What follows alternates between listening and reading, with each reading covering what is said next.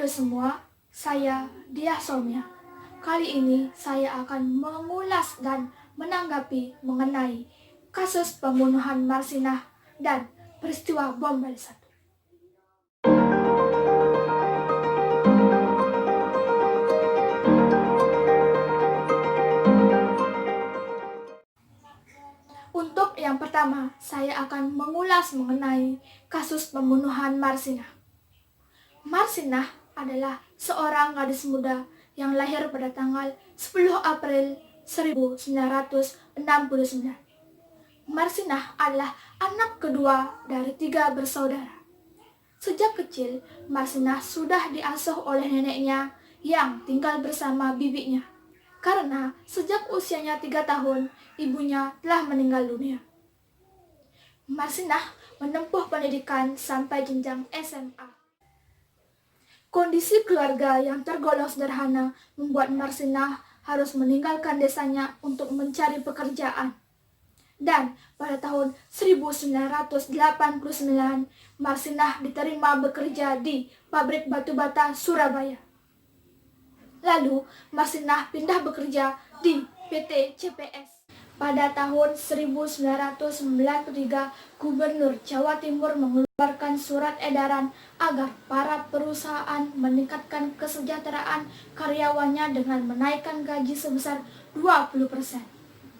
Mendengar hal tersebut, tentunya para karyawan menanggapnya dengan rasa sukacita.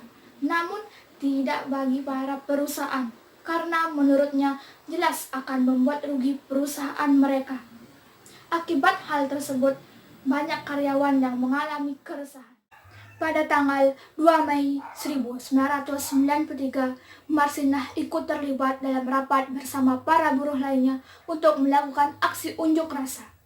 Dan pada tanggal 3 Mei 1993, para buruh melakukan mogok kerja dan menuntut adanya kenaikan upah. Pada tanggal 4 Mei 1993, para buruh mogok total dan mengajukan 12 tuntutan, diantaranya yaitu untuk menaikkan gaji pokok dari Rp1.700 per hari menjadi Rp2.250 per hari. Sampai dengan tanggal 5 Mei 1993, Marsinah menjadi salah seorang dari 15 orang perwakilan karyawan yang melakukan perundingan dengan pihak perusahaan. Kemudian, di siang harinya, di tanggal yang sama dan tanpa adanya Marsinah, 13 orang buruh yang dianggap menghasut adanya unjuk rasa digiring ke Kodam Sidoarjo dan dipaksa untuk mengundurkan diri dari PT CPS. Marsinah yang mengetahui hal tersebut tentunya sangat emosi. Ia bahkan sempat mendatangi Kodam Sidoarjo untuk mencari keberadaan rekan-rekannya. Kemudian Marsinah bertemu dengan rekan-rekannya dan ia berkata bahwa ia akan menuntut Kodam Sidoarjo. Setelah itu, sekitar jam 10 malam, Marsinah sudah lenyap. Ia tidak terlihat lagi dan rekan-rekannya mengira bahwa ia sedang pulang ke kampung halamannya. Pada tanggal 8 Mei 1993, Marsinah ditemukan tewas mengenaskan di sebuah gubuk pematang sawah, tepatnya di Desa Nganjuk, Jawa Timur. Jenazah Marsinah divisum sebanyak 2 kali. Dan pada Oktober 1993, beberapa orang dari PT CPS ditangkap untuk mengakui mereka adalah dalang dari pembunuhan Marsinah. Aksi penangkapan tanpa surat ini dibumbui dengan adanya kekerasan.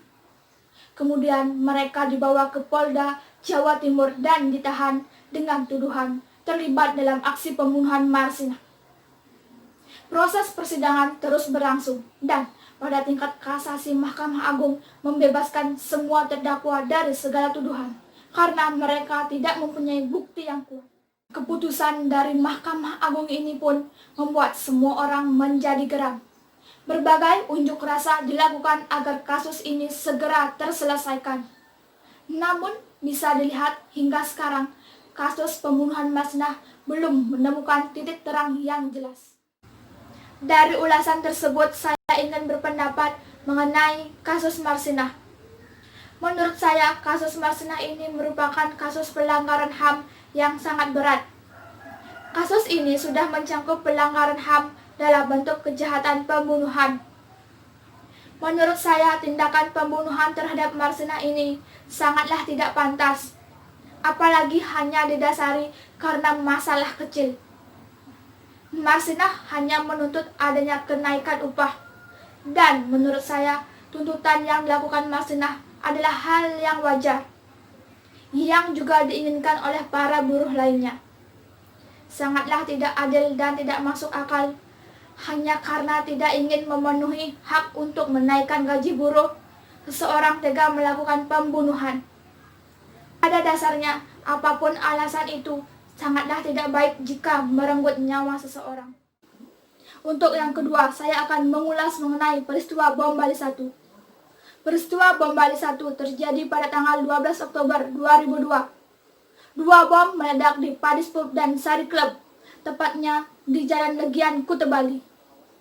Lebih dari 200 orang tewas dan 200 lainnya menjadi korban luka-luka akibat keganasan bom tersebut. Sekitar 10 menit kemudian, ledakan bom terjadi lagi di Renon berdekatan dengan kantor konsulat Amerika Serikat. Namun tidak ada korban jiwa dalam ledakan bom ini. Pada 16 Oktober 2002, pemeriksaan saksi terhadap kasus pengoboman ini pun mulai dilakukan. Kemudian pada 29 Oktober 2002, yang pemerintahan saat itu dipegang oleh Megawati Soekarno Putri terus mendesak para polisi untuk menuntaskan kasus ini. Pada 30 Oktober 2002, titik terang pelaku bom Bali 1 mulai muncul. Kemudian pada 5 November 2002, salah satu tersangka kunci ditangkap, dan pada 6 November 2002, 10 orang yang diduga terlibat dalam bom Bali 1 ditangkap. Semua pelaku adalah orang Indonesia, dan ketika semua pelaku sudah ditangkap, maka dilakukanlah sidang, dan mereka dijatuhi dengan hukuman yang setimpal dengan apa yang mereka perbuat. Dari ulasan tersebut, saya ingin berpendapat mengenai peristiwa bom Bali 1. Menurut saya, peristiwa bom Bali 1 merupakan aksi terorisme. Adanya aksi pengeboman itu merupakan kasus pelanggaran HAM dalam bentuk merenggut nyawa seseorang. Selain itu, sangat merugikan negara Indonesia, apalagi sang pelaku merupakan warga negara Indonesia asli. Agar kasus ini tidak terjadi lagi, maka perlu ditingkatkannya keamanan yang ketat. Agar tidak terjadi lagi kasus seperti pembunuhan Marsinah dan peristiwa bom Bali 1, maka diperlukannya sanksi yang berat bagi setiap orang yang melanggar. Selain itu, perlunya juga kesadaran dari masing-masing individu bahwa setiap orang mempunyai hak dan tidak boleh dilanggar. Sekian yang dapat saya sampaikan dan saya ucapkan terima kasih.